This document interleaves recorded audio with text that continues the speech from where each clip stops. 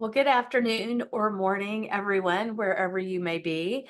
Welcome to the ASA section on teaching statistics in the health sciences. This is our spring 2024 webinar.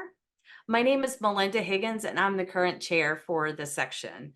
If you haven't heard about us or you're new to our group, we're a section within the American Statistics Association that's dedicated to the excellence for teaching statistics and conducting, and we also do some statistical education research in the health sciences. And our goal is to promote communication around these activities to professionals and others like yourselves interested in teaching statistics. So if you'd like to learn more about our section, please go to our website or our blog and read about some of our section activities and like the webinars. We also have resource reviews and member highlights. And we have other resources available for statistical educators.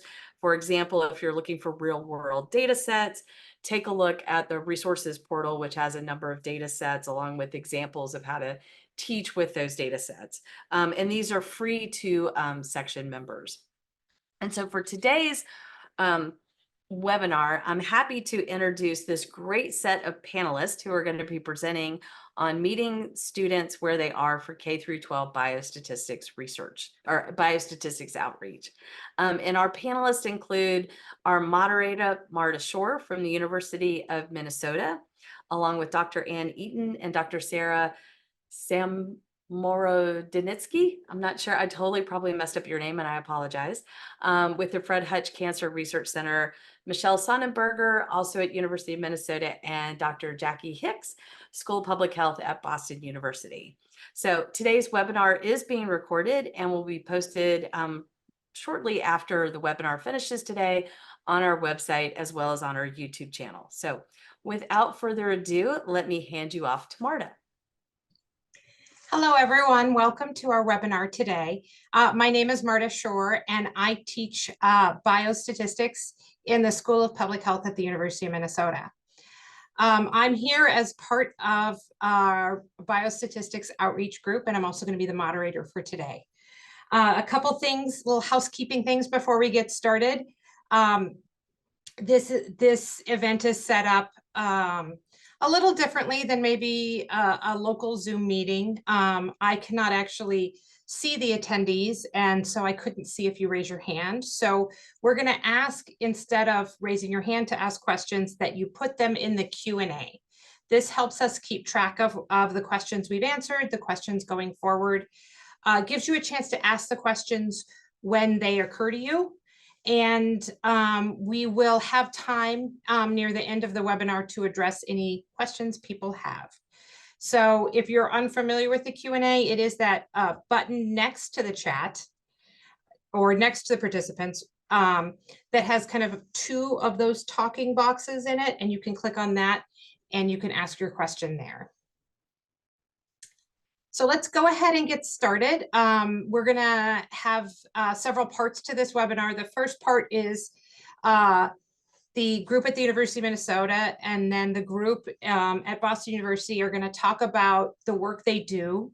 And then we have some questions that have come up when we've talked about our work from other people that we're going to give you some insight into. And then we'll close with any questions that you may have and some resources. We do have websites, URLs throughout this presentation, and we do occasionally also have QR codes that you can scan if you want to do so.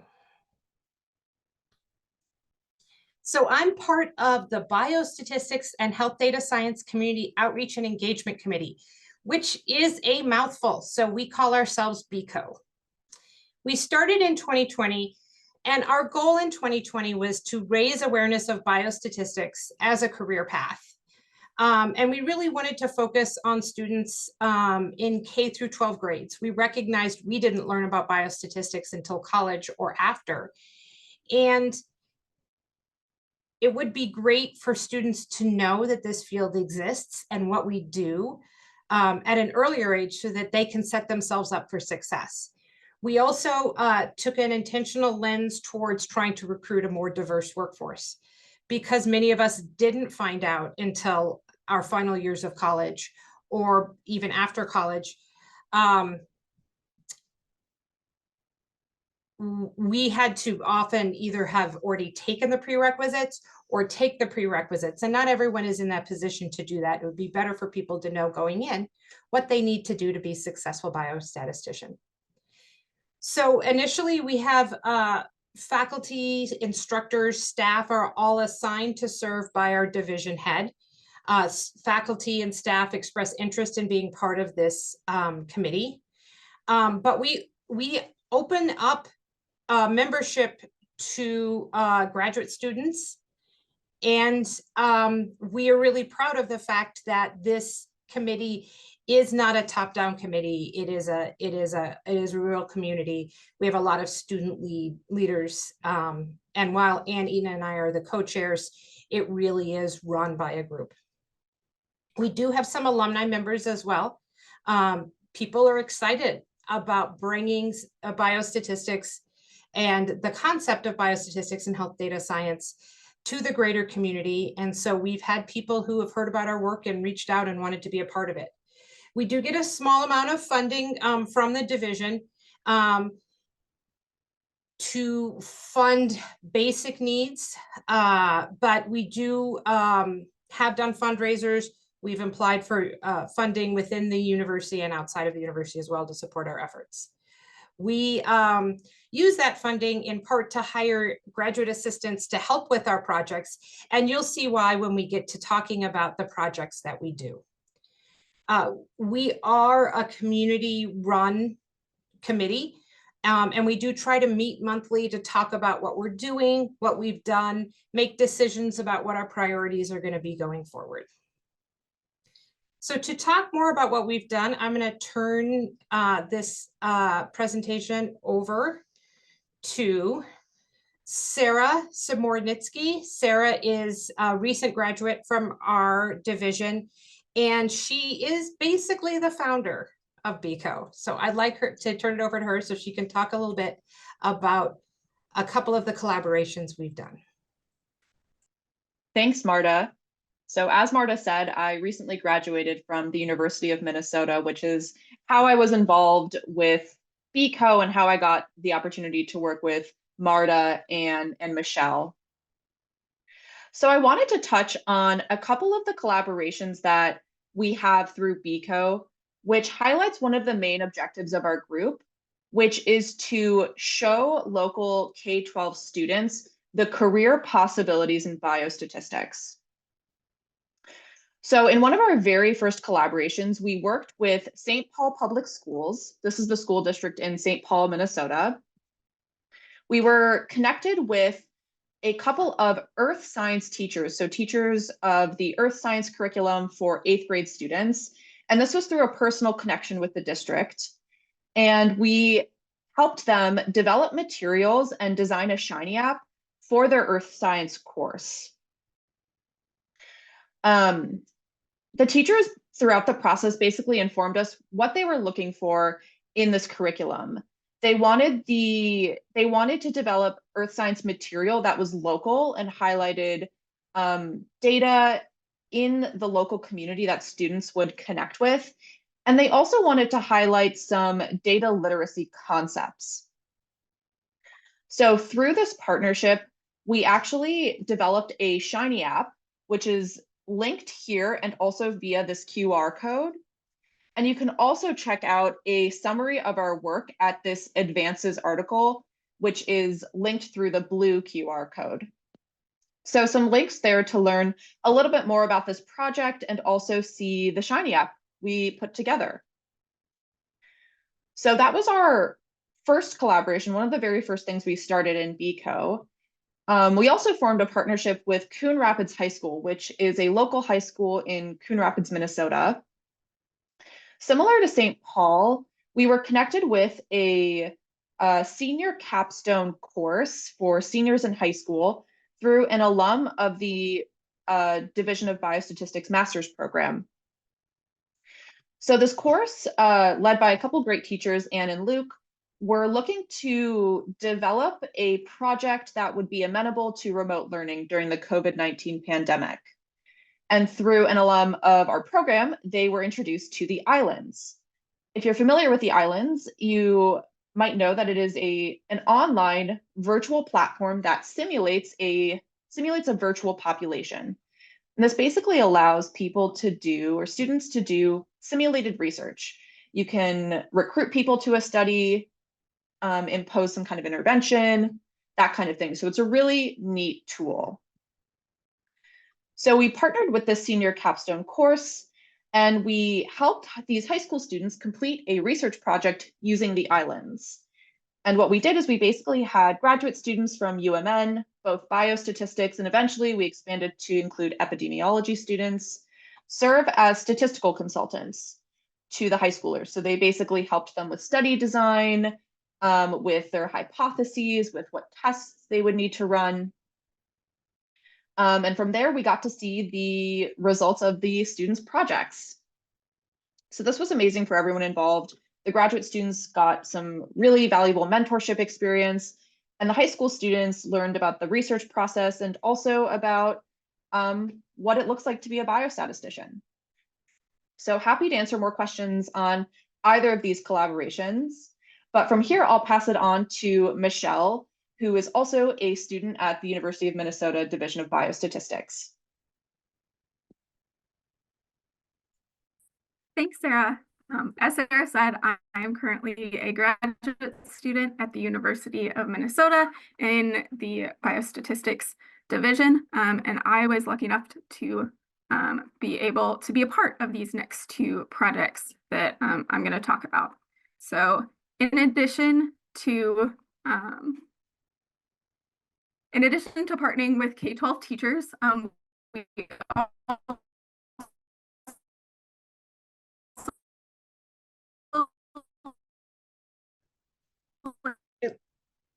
It looks like Michelle's internet connection's unstable. Anne or Sarah, do you want to take the reins here? Profit focuses on. You're breaking up, Michelle. Let me just take over for your slide. Yeah, so what Michelle was going to talk about is some collaborations we've done with local programs and schools related to our K-12 work here.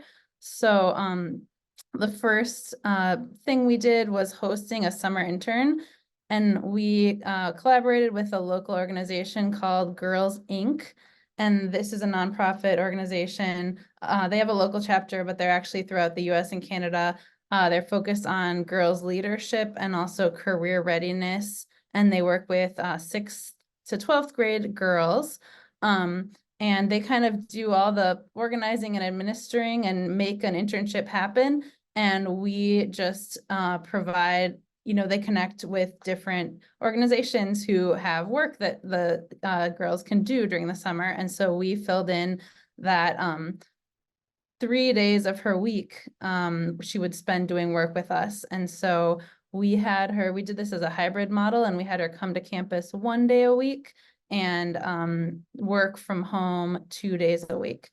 And so this internship was kind of short. It was only 4 weeks. And then the other 2 days she would do Girls Inc. like activities and programming. And so what we used her to do was we had developed some curriculum that was aimed towards high schoolers, but not really being high schoolers ourselves. And having been, doing biostatistics for years and years, it was really hard for us to tell if we had aimed it at the right level to be like challenging, but, not just throwing her in the weeds and making her get lost. Also, we wanted it to be engaging and interesting. And so we kind of gave her the chance to work through our activities and give us feedback how to make them better. And to do that, we gave her some kind of very basic coaching and teaching. We taught her some basic R because you needed to use R to carry out the activities. And yeah, I think she enjoyed it quite a bit. Like she was used to having the teachers grade her, but it was fun for her to kind of be able to grade us and give us her opinion on what was cool about the activity or what could use some help. And so that was really great to have her kind of beta test these activities. And we also, she presented her kind of findings based on doing the activity at the end of the semester, or I guess the end of the internship, both for us and for the Girls Inc. group. So she got practice presenting in front of people too about statistical results. So that was great. And then the other piece here is we've done some kind of career focused activities, and the audience for these has been both teachers and students in St. Paul Public Schools. And so St. Paul Public Schools reached out to us about hosting what's called an externship. They were very interested in developing curriculum that's more career focused and helping kids start thinking in high school of what they want to do in their careers. And so one way they facilitate that is when teachers have a day without students, they will have the teachers go out to a place of business or university or organization and talk to people doing a certain job or career. And then that way that they know more about it and they can talk to their kids about it or keep it in the back of their mind as a certain kid, like, oh, have you considered biostatistics? I actually know what that is, and I've spoken to biostatisticians before. They can pass on that info to their kids. And so the teachers came to campus on a non-school, a school day where kids weren't there, and they came in person, and we organized kind of talks and panel discussions and stuff like that, just for them to hear about what do biostatisticians do. So for that, the audience was the teachers. And then we've also, Marta and I have gone to the schools and given career talks at the end of the year in some classes when maybe there isn't much content to be covered. The teachers really appreciate us filling up an hour with some interesting and hopefully useful information about public health and biostatistics. We've spoken to a statistics class. We've spoken to a class called careers in medicine that just was about all kinds of different careers you might be interested in.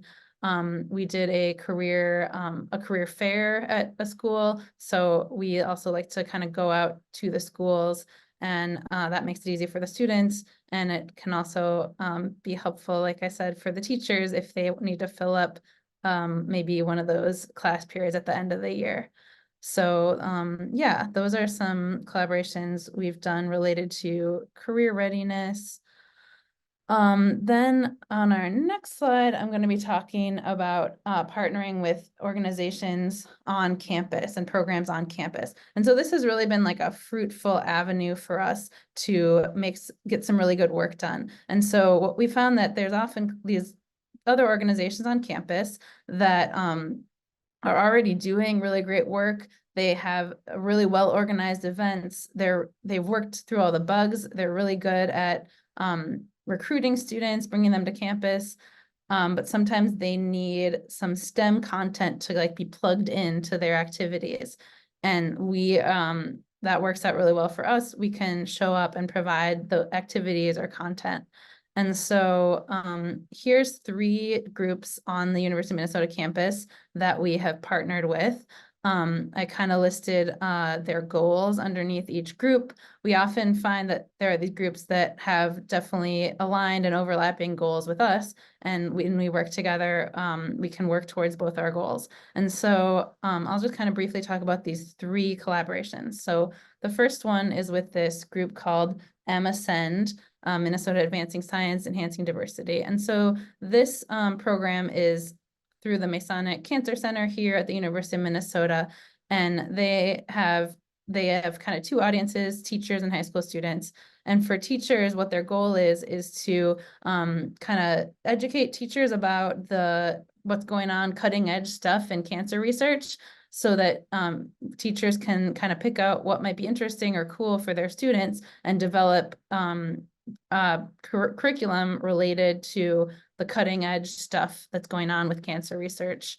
And so what we did with those teachers meet virtually during the summer every day for, I want to say around 3 weeks. And so we took about a week of their time and we had them test run this activity we had developed. It's called a dose finding activity and dose finding app. So the QR code here on the right links to this app. It's a Shiny app, and that Shiny app allows you to play the role of a cancer researcher who just invented a new drug that you think hopefully can cure cancer, but you are trying to figure out what dose of that drug you should use. You don't know what is a safe and effective dose. And so the app allows you to give different doses to patients as if you're doing a phase 1 study to try to choose a dose that you think is safe and effective. And so the teachers did the activity for us and provided us with a bunch of, we were able to just watch them work through the activity, see what were the cool parts, see what were the pain points, and then they gave us feedback to improve that activity. And so we have a video worksheet and app that we are willing to share with anyone who wants to try this activity for middle school and high schoolers.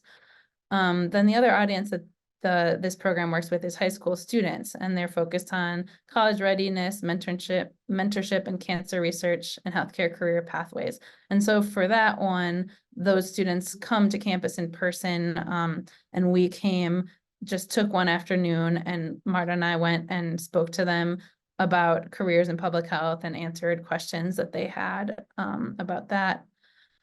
The core program, we just recently teamed up with them in March. They do a monthly event called Saturday Scholars, where they bring middle school and high school kids and their families to campus to do STEM activities. And so again, they have an awesome, well-run event, and we just popped in to fill up some time with STEM activities. And so we did the dose finding activity that I just mentioned. We did the Skittles, like sampling distribution activity that a lot of you may have either done or can imagine what that is. And then finally, we used the air quality app that Sarah had mentioned. So the students would rotate between those activities. Then finally, we partnered with this organization called Beyond Walls Urban Squash. And so I have their goals here, but they bring students. It's for economically disadvantaged students in 6th to 12th grade. They come to campus for like a day camp that's focused on playing squash at our rec center. But they don't play squash all day. Then they will also do an activity in the afternoon towards some of these other goals of this nonprofit. And so we coordinated for those students to go to the Masonic Institute for the Developing Brain, which is a center that opened in the last couple of years, that some of our biostat faculty are part of this center. It's all about brain imaging, especially for kids and adolescents, and the cool research that can come out of that. And so we organized for the students to go visit, see the labs. One student in this picture here actually got an MRI, and so they got to hear from those the people at that institute. So that's another partnership. We also have found a couple great ways to network with people doing similar work on campus. So we have a what's called the Data Science Initiative, is an initiative started in the last year at our university to try to bring together people all across campus who are doing data science. And so there's a sub kind of interest group within the initiative for people doing K-12 outreach. And so we meet quarterly and just talk about what we've been doing. That's been helpful because people will pass on resources or advertise each other's programs and stuff. And then finally, a couple years ago, we participated, the Office for Public Engagement here does a program where several departments participate as a cohort over the course of a year, and each of them has to have an idea for kind of a project and a community partner, and they want to become more community engaged. And you also meet regularly and compare notes about kind of what is community engagement, what are our goals, how can we carry out this work. So kind of resources or groups where we talk and share resources like that within the university have also been helpful to us. So with that will wrap up the University of Minnesota part, and then I'm going to pass it on to Dr. Jackie Hicks, who's going to tell us about some community outreach she's been doing at BU. Thank you. So I'm Jackie Hicks. I am a clinical associate professor and co-PI of the School of Public Health Upward Bound program at Boston University. Upward Bound is a program that's run throughout the United States. At Boston University, it started in 1989, and they do quite a few things. At the high schools that they run in, they do after-school tutoring, but what I'm going to be talking about for the Upward Bound program is their 6-week intensive summer program. So this is run for high school students throughout the Boston region, and students participate in a variety of hands-on activities where they explore science activities. So this is strictly for STEM scholars. So they'll participate in programs in chemistry, medicine, and one of the programs is through the School of Public Health. The program is free to families, and students do receive a stipend for their participation because quite a few students would not be able to participate otherwise. Many of the students that we serve would otherwise be working throughout the summer, and the work that they would do would help to go towards their family's income. So if they were not able to receive a stipend, they wouldn't be able to participate. So we do that as well. So the particular schools that we target are in Dorchester, East Boston, Mattapan, and Roxbury, and we have particular high schools that we target for the Upward Bound program that we serve at Boston University.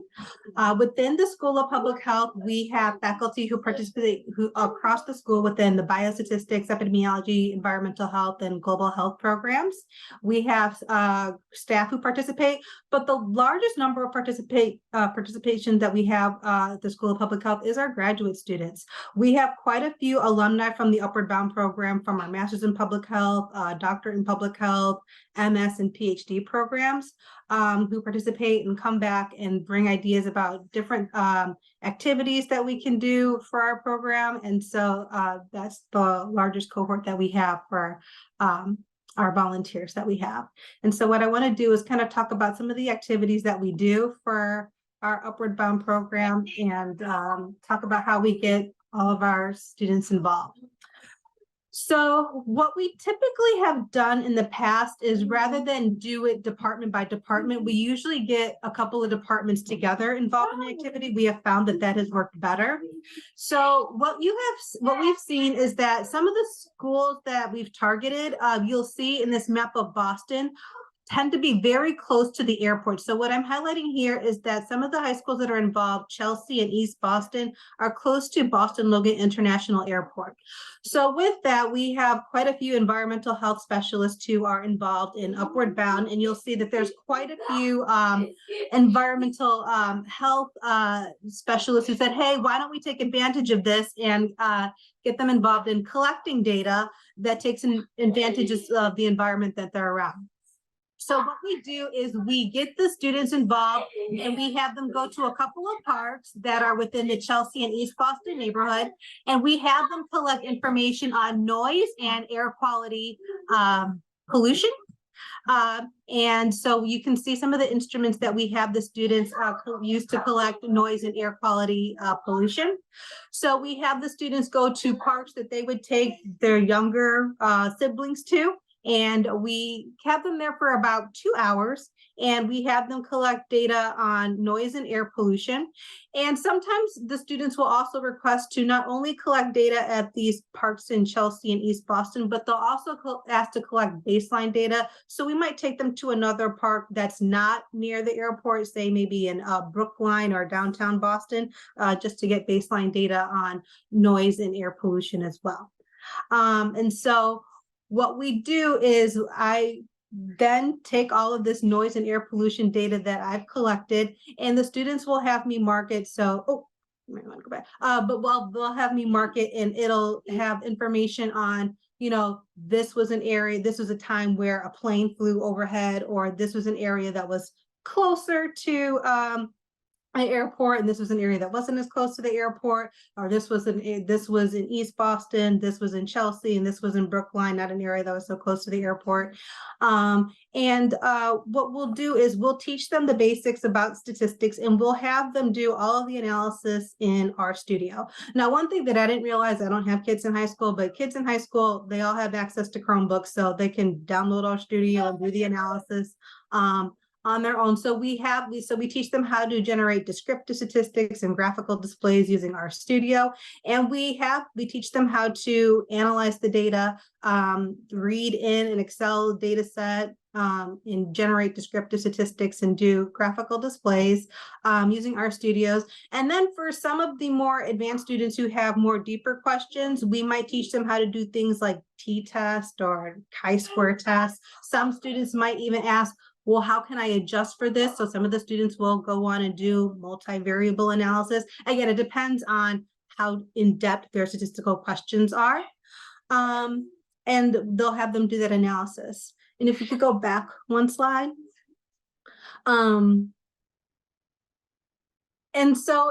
for the time where, and some of the other things that we've had the students do where, what we started doing during COVID when we couldn't meet up with the students in person was we had them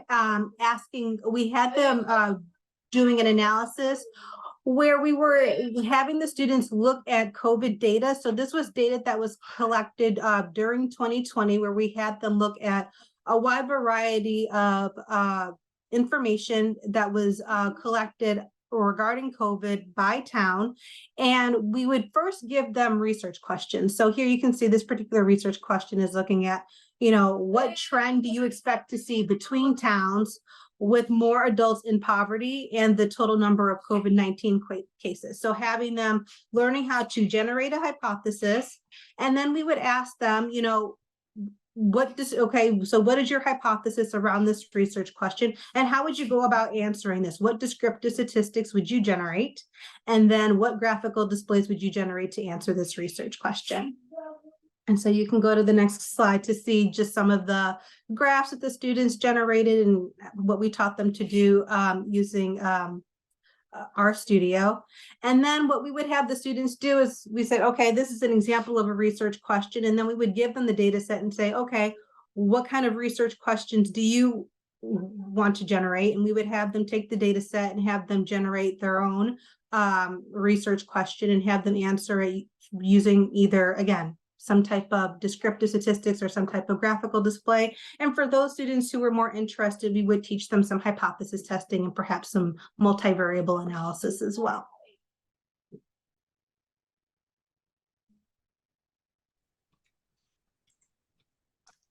Sorry.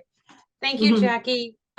So thank you everyone for talking about the work you've done. This is all really great work. It's exciting to see students in high school getting that power to understand data. So the next part of this webinar, I'd like us to transition to kind of a more discussion roundtable around kind of what lessons we've learned doing this work and how we do it, and lessons that people who are attending or watching this webinar can take forward if they want to implement similar work. So the first question I'd like to put to Anne, Jacqueline, and Sarah is, how did you connect with the K-12 students and teachers? Jackie, how did you decide on these schools? How did you recruit students? Anne and Sarah, how did we connect with St. Paul, with Coon Rapids? Yeah, how do you make these connections? Anne, do you want to go first? Yeah, I can start. A lot of the connections have kind of happened through our network. So one very ripe area for these connections I've found is through our current students and our former students. It seems like a lot of them know people who are in education or people who work with nonprofits who work with K-12 kids. And so oftentimes they've connected us to someone they know through some other part of their life who is doing work with K-12 and who wants to connect and work together. Another thing we've had a lot of success with is when we publicize our work in different avenues, it seems like people will read about it and then connect with us. So there was a article Sarah mentioned where our University of Minnesota School of Public Health magazine, which goes to like faculty, staff, and alums, they did a story about us. Or Marta and Sarah wrote a story that went in Amstat News. And so like these different ways of publicizing our work, people will then read about it and then they'll find us. So we've probably like had more times when people find us than us finding them. And I think publicizing our work any chance we get has really helped with that. Jackie? Yeah, so I will say Upward Bound existed and started in 1989 at Boston University. So a lot of these connections through schools I already had, but some of this work I have done outside of Upward Bound, and I've had some mixed results. Sometimes it's been very easy to, I've gone to a school, been able to find a teacher, been able to make a connection. It's been very easy. And there was a time where I was able to make a connection with the math, health, and science teacher in May, and I thought things were good. Didn't hear from them all summer. Come to find out in the fall, everybody had quit. It's very challenging. You have to realize that you're working with teachers. Oftentimes they're under-resourced, underfunded, underpaid, and so it can be hard. So I've seen good and bad. So. Yeah, I feel like we've had that experience too with, we were working with some teachers and then they went on strike. So that put our project on hold. And yeah, they're really busy. So, and sometimes they change roles within the school system and you can like lose touch with a point person. Sarah, do you have anything to add about forming those connections? Yeah, so I would definitely echo everything that Anne and Jackie have already said. And I think to Jackie and Anne's point about how teachers have a lot on their plate and their roles are shifting and things are changing. I think it was really helpful when we were establishing some of our partnerships with both Coon Rapids High School with our Islands project and with St. Paul Public Schools, where we were working with air quality data and developing a Shiny app. I think one thing that kind of helped our partnership exist and grow is that, and some of this was a bit of luck and a little bit of timing, that we both had something to offer the other party. The teachers were looking for a specific kind of curriculum, and we could offer the statistical support and the materials for that curriculum. So I suppose it was a little bit of luck, but I think something we've emphasized in our work as BCO is forming mutually beneficial partnerships that support the needs and the interests of both parties.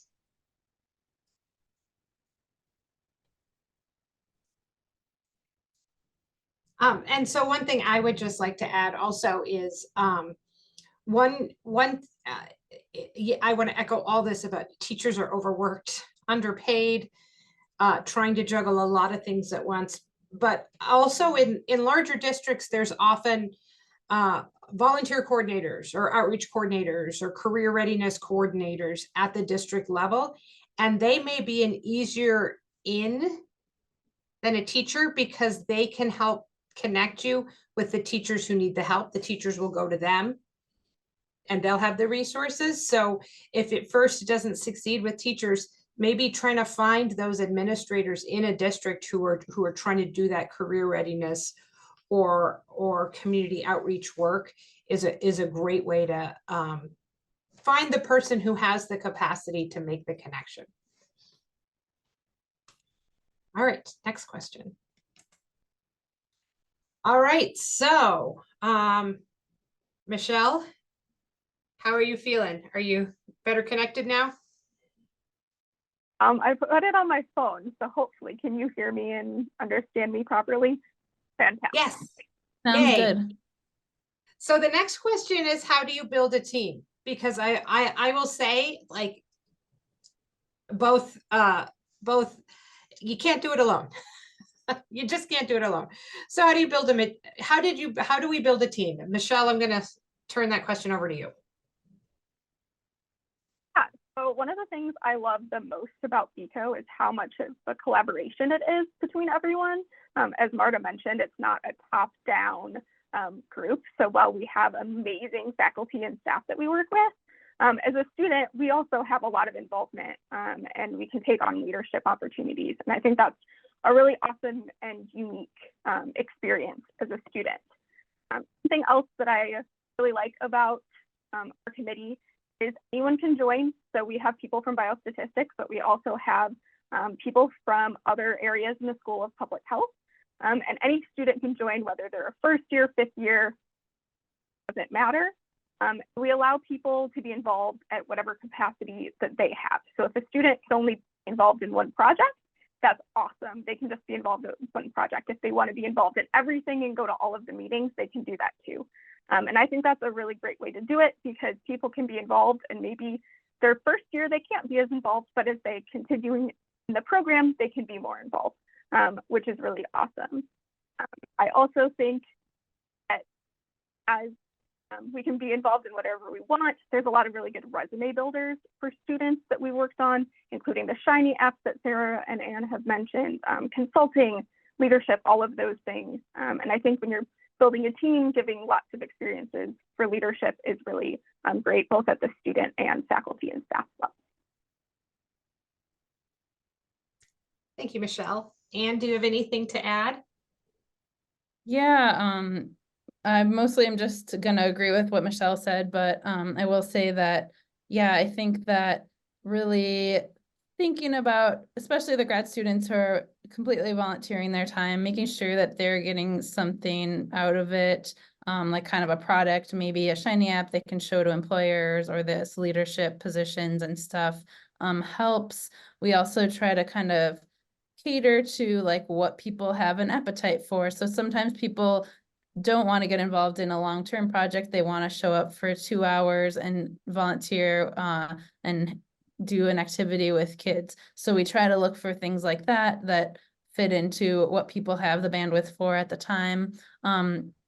Something I feel like has been really helpful at various times when we had some work that is just a little bigger than any of us are able to take on at a certain time. That's when we've hired a graduate assistant, and that has been awesome for kind of pushing a project forward that maybe kept getting put on the back burner, because it is hard to find time to do this. And especially, I mean, grad students are busy and they're volunteering their time. So it's sometimes hard to get things going. So we find at these kind of opportune moments when we can hire a GA, that has been really helpful too. Thank you.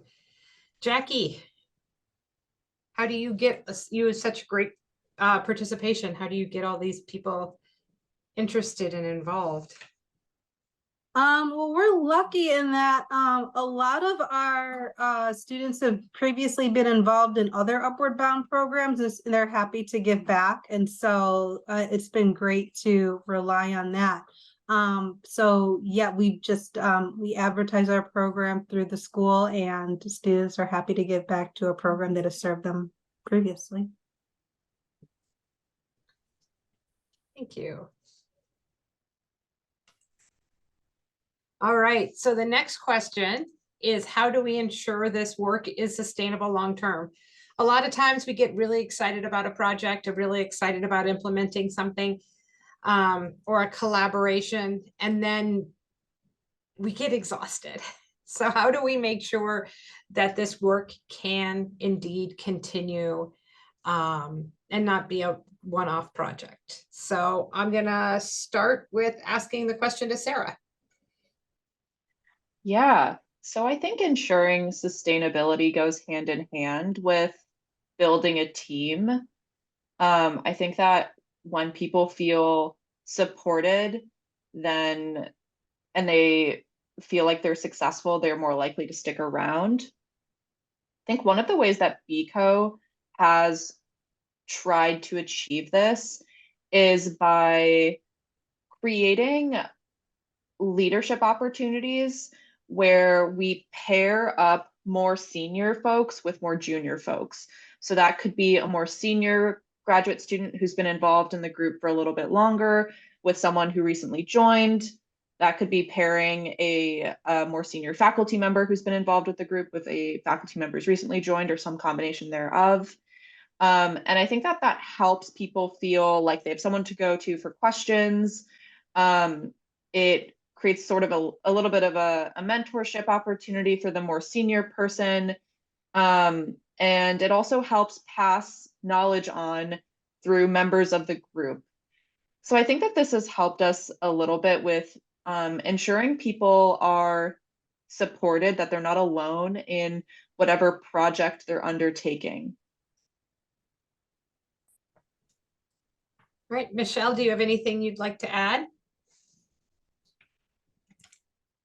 Echo what Sarah said in maybe a little bit of a different way. So I think people feeling like part of the group is really, really important. So I think something that BCOA has been useful as a student is it's one of the places that you can get to know other students better and get to know faculty better and just be part of a community. And I think that helps it be sustainable because if you're a part of the community, like Sarah said, right, you want to keep being part of it. You want to keep doing the work. So I think one thing that's really awesome that we do is not only are we doing this really incredible outreach work, but we also try to volunteer together. So we've done things like park cleanup. We've had board games at meetings to try to create time for students to spend together that's not just doing this outreach. Obviously faculty and staff too. And I think that's a really great way to be sustainable because when you're part of that community, you want to keep doing it. And kind of also going off of that, when you get recognized for the work, I think that also helps it be sustainable. We've had members get awards because of their work, like Arda and Sarah. And I think awards are amazing, but just like scholarships too, having people in the group recognize the work other people doing and just congratulating them for it is really great.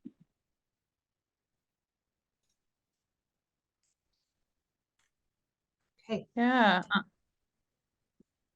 Yeah, I would just add like a little bit onto what these guys said. It helped when we kind of first started the group.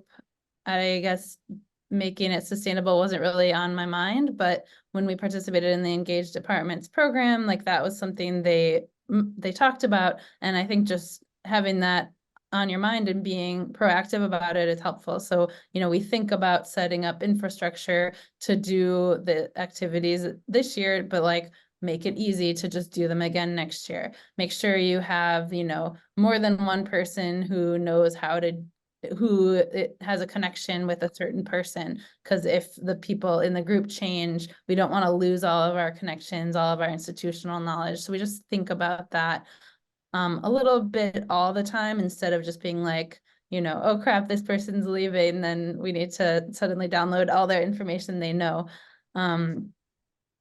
Also like being kind of dynamic and realistic about what you can or want to take on at a given time. So like at different times, the members of our group have different amounts of bandwidth and like a different palette for doing work, different projects. And so sometimes we might dive into a big project, and then other times when everyone's really busy with teaching and school coursework and everything, big exams coming up, like we're actually gonna say no to some opportunities that come our way, instead of spreading ourselves kind of too thin across too many different things. So being realistic and choosing carefully what we want to do. Also working with these awesome partners who kind of make it really easy to do the work, like the ones I mentioned earlier, has helped with sustainability a lot. All right, great. All right, so now is our last pre-prepared question. And it's kind of a more open question of kind of what have you learned along the way? What have you learned as you've taken on this work that helps make it successful that you didn't know when you started?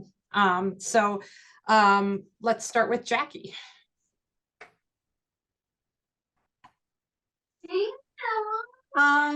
You know, I try my best to have as much teacher input as possible. As was mentioned before, you know, these tend to be very overworked, so try to make it so that they have, you know, trying to make it so that they have to do as little extra work as possible. Try to make it as you know, helping them as much as possible as I can. It's one of the things that I've learned along the way. All right. Thank you. Sarah, is there anything in particular you learned along the way? Yeah, I think, and this has come up a little bit already, about dividing up the work. I think that we've learned along the way to be conscientious about creating space for people to say no to projects, or, you know, depending on what their capacity is at a given time. We try to divide up the work across many people, trying to prevent burnout. I guess it kind of goes back to ensuring sustainability. I think that I've learned along the way about just the importance of ensuring people have enough on their plate to stay like motivated and interested, but not too much that they're overwhelmed and it becomes a scary thing that they really don't want to engage with. All right, and Michelle? So obviously I agree very much with what both Jackie and Sarah said. Something I'll add, which has already been talked about, but I just want to reiterate, is making sure that what you're doing is mutually beneficial for everybody involved. So it's beneficial for everybody in your group, but also that it's beneficial for the teachers that you're working with. I think every time we do a project, we try to touch base, like, route it in at the end that this is actually for them, and right, this is something that they want to continue with, which is great. And then as a student working in the group, something that I've learned, which I did have some experience with before this group, is just how awesome it is to see students be introduced in biostatistics, right? And see that not these scary people, right, just like sit at computers and do numbers all day, and that it's something that they can do too if they're interested.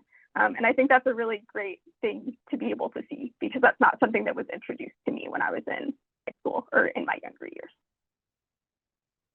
Thank you. Thank you all. If I may, I'd also like to add the thing that I learned along the way is we don't know everything, right? And our collaborations have been successful because our teachers do know things and our students do know things. And if we treat it as a collaboration with teachers and as a collaboration with students and as a collaboration, even with high school students, we can do some amazing things that we would never have done on our own.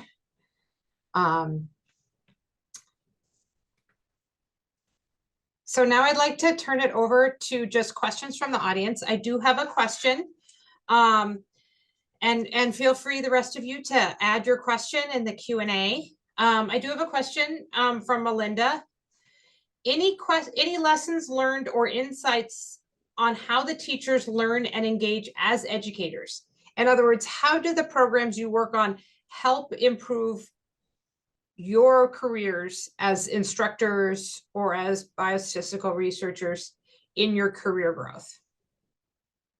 So since I got a little preview to the question, rather than put Anne and Jackie on the spot, I can go ahead and answer. I have found this, it's been actually really helpful for me as a teacher to have to think about how I'm going to explain something to a high school student. So I've taught undergraduates, I now teach graduate students, and I actually teach a lot of graduate students who are pretty math phobic. They're not studying biostatistics. They are not studying, they might be doing epidemiology, but a lot of times it's like community health promotion, right? And so they're very nervous about taking a statistics class. And so the work we've done with high school students trying to explain statistical concepts in very straightforward language has actually helped me become a better teacher of these grad students, because I'm no longer talking in math, for lack of a better term. It has also helped me personally, as Michelle mentioned. I got a really nice award, which helped me and helps my CV. It looks really nice on my CV to have this award from the university for doing this work.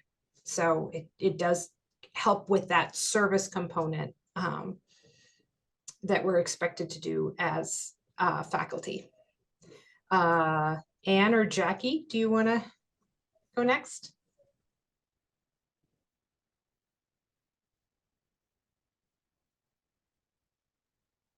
I guess I don't think I really have anything else to add on what you said. Does it help you, Anne, as someone who does research? Has this helped you in your research at all? I guess I can't think of any ways off the top of my head. I mean, I would think more about the stuff you're mentioning, that like, you know, since service is part of our job anyway, and then I get to do some thing that counts as service, but that I also really enjoy doing and that I feel like passionate about. So like, how awesome is that? All right, Jackie, do you have any additional thoughts? I don't have any additional thoughts from my perspective. When I read the question, I wasn't sure what that meant, teachers, like the teachers at the high school or us as teachers, but I don't have any question. I don't have anything to add from my perspective. That's a good question. I was thinking about us as teachers, but perhaps for the Yeah, I high have to admit, I was kind of thinking both. So I was just curious. Because I have seen some of the high school teachers get awards for their service with Upward Bound. So yes. Yeah. And I know for some of our teachers, it has just been really helpful to have that statistical consultant, you know, or have that shiny app that meets those learning standards so perfectly and yet appeals to their students. That is not something that they could create or they could find anywhere else. So I know teachers have been really appreciative of that. Being the statistical consultants for a project.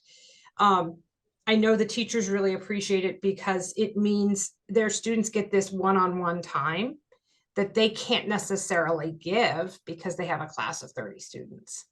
And also they're not statistical experts. So I do know that if you can set up the collaboration to be mutually beneficial in terms of helping them with their lessons, it can be beneficial it really can help their careers by helping them become better teachers. I'll also add, oh, I'm sorry. Oh, go ahead. Go ahead. I just wanted to piggyback off what you just said, Marta. In our collaboration with Coon Rapids, where the graduate students serve as statistical consultants to high schoolers who are doing the simulated research project via the islands, I think that the graduate students take off some of the work from the teachers' plates by one of the roles that the graduate students play is the students have to write a grant proposal where they talk about what they're going to do, what research they're going to run. And the graduate students basically look through that entire proposal and mark it up. What did the students do well? Where are some areas for work or improvement? Some questions that the graduate students have for the high schoolers. So I think that takes a lot of time. That would take a lot of time for the teachers to grade, you know, for 6-7 groups of students. So I think in this specific example, the graduate students are really taking a load off of the teachers' plates through that partnership.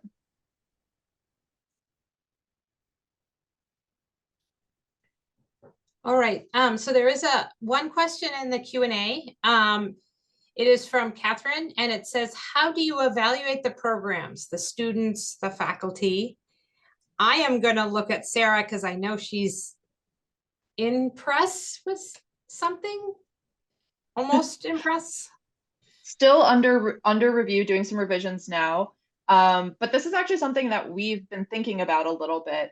So again, this Coon Rapids partnership involving the islands and graduate students serving as statistical consultants.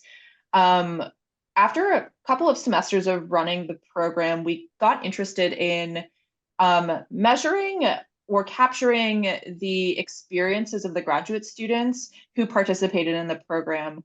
We wanted to know if the students were gaining anything additional in doing this statistical consulting training opportunity beyond what they might get from their research assistant positions or their other consulting opportunities. So I guess this was a little bit of an evaluation where we surveyed the students who have participated and asked them some questions about their experience. So this was sort of one snapshot in time, just a cross section. It certainly would be really interesting and cool to like continue to survey students across time and see as the program develops and grows, how our students' experience is changing, or maybe doing a before and after study. I think that's the extent to which we've done evaluation. I'm not sure, has BCO implemented any other kind of evaluation for students or monitoring, data collection for any of our other partnerships? No, we try to keep track of activities we do and like how many students we served at different activities and stuff like that. For the Coon Rapids Consulting Project, we thought about collecting data, doing surveys of the high school students and seeing, you know, what they gained from the experience. But that was more, you need a lot more kind of approval with the IRB and stuff to do research on these under 18-year-olds. And so we put that on pause, but I think we could think about doing that at some point too. Actually, one thing I'll add, and you sort of touched on this very briefly, we were at the inception of BCO, we actually participated in this University of Minnesota Engaged Apartments program, which was sort of an incubator to help department-run programs grow. I'm sort of summarizing the details at a very high level, but so feel free to chime in and add any more details here. But one of the things that we did as part of that program was we set goals and we created sort of like a monitoring plan where we looked at our goal, you know, we set our goals at the beginning of the semester, and then by the end of the semester, we checked in on them. So a little bit of a reflective process there. And I think that was a really helpful activity to have, especially at the beginning of our work. And I certainly think it would be useful to continue to do that kind of reflection on what did we think we would accomplish at the beginning of the semester, where did we end up? Based on that, what are our goals for the upcoming year, that kind of thing. Jackie, have you done any kind of evaluation on the Upward Bound program? Yeah, so Upward Bound is a federally funded program, so we have to do evaluation. And so we look at a variety of things, high school graduation rate, what percent go on to college, what percent go on to STEM-related careers and things like that. And we also do an evaluation of the different modules. So School of Public Health module gets evaluated as well. All the different modules get an evaluation. So yes. Mm.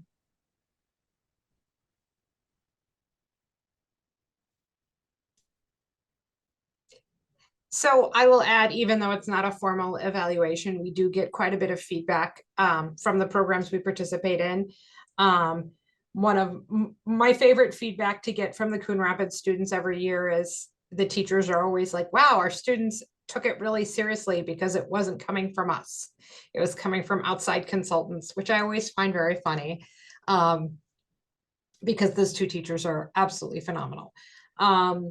And we just did this core event, and we got a lot of very positive feedback from the families that they were just really excited, and they really felt like they could relate to us and our motivations and our reasons for being in this field, that we really were, we were STEM, but we were coming from this very much like everyone who was there was interested in improving public health and helping people. And that really motivated us. And that seemed to really connect with people. So again, while it's not a formal evaluation, it was really important feedback for us, because our feeling is if you can relate to who we are, and then and then you can see yourself in our view.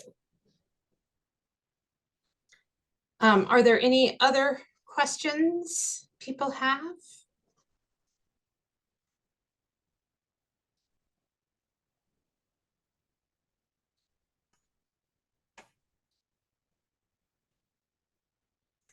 Well, if you think of questions, feel free to drop them into the Q&A. And the final few slides are just some resources.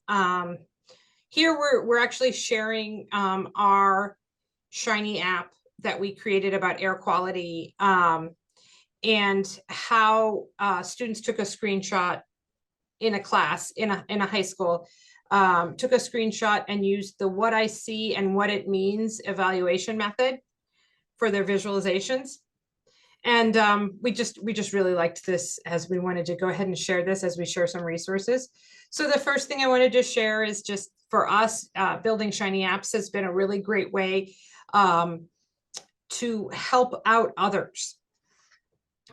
We've found that working with teachers and getting their input on what students will really respond to, and then we have that R coding knowledge as practitioners of health data science to create this Shiny app that they can use. And we've made, here we have a couple of different Shiny apps with QR codes, as well as links to the Shiny apps that are publicly available. So you're welcome to use them.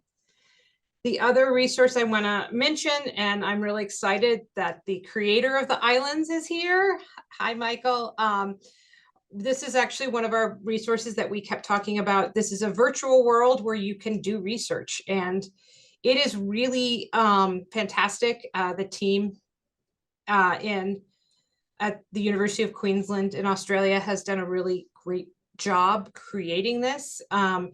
You get 3 different islands. You can go into the island and you can randomly select a house, and then you can randomly select a person, and then you have to get permission to take measurements.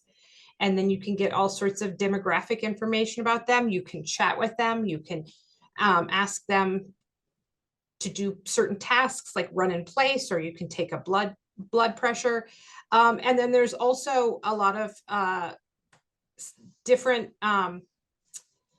public spaces in each town. Some towns have hospitals, most towns have schools, some towns have universities. They have city halls where you can find records about people who were born and people who died and what they died from. And so it's just this really amazing resource to do research. It's a virtual world.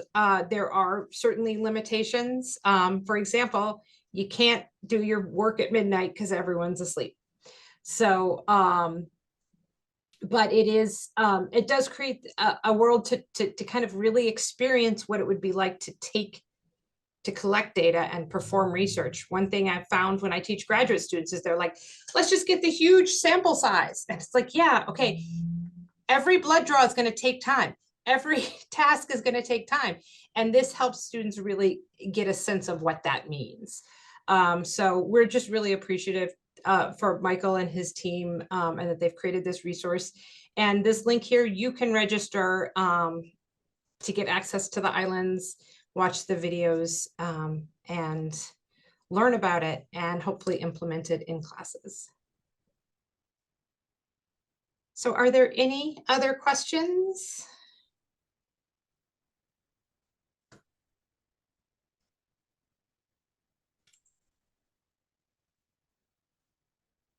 All right, any final thoughts from our panelists? Well, I have to say, I am so impressed. I makes me want to like rethink my career and start over. No, I'm just kidding. But it is amazing just the connections that you guys have built with all of these different opportunities. And yeah, I have to admit, I feel like, because so many students are math phobic. I've like volunteered and done like Pi Day at my local high school and things like that. And, I always have students coming up and going, I had no idea this is what a statistician, like, yeah, I thought they just sat at a computer and crunched numbers all day. So anyway, but thank you all. This has been fantastic. So, as a quick reminder, today's session was recorded. It's going to be posted. So please come back, take a look at getting more information here and check back on our YouTube site. And if you're not a member today, please join not just our statistical section, but the ASA. So thank you to everyone.